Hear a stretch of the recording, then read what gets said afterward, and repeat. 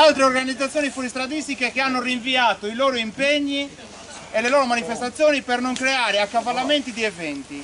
Un ringraziamento particolare va a tutti i soci della nostra organizzazione che si sono impegnati per rendere possibile lo svolgimento di questa manifestazione, nonostante i vari intoppi che si sono presentati nei preparativi e il tempo di questi giorni che non ha giocato a nostro favore. Abbiamo fortemente voluto questo evento. Primo Memorial Tonino Cuveddu fosse realizzato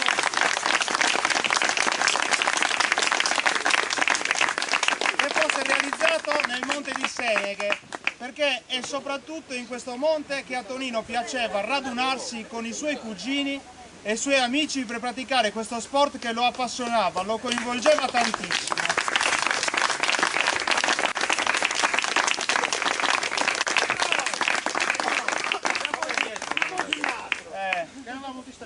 Vieni qua. Dopo te la lascio per lei. Oggi Tonino non è presente qui con noi fisicamente, ma speriamo che da lassù ci abbia aiutato ad affrontare la giornata con la stessa grinta, originalità e spontaneità che lo distinguevano.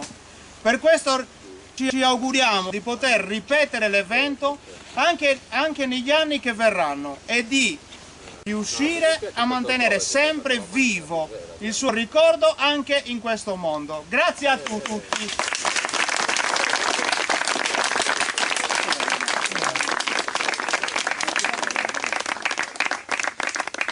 Adesso me ne vado. E per tutti noi,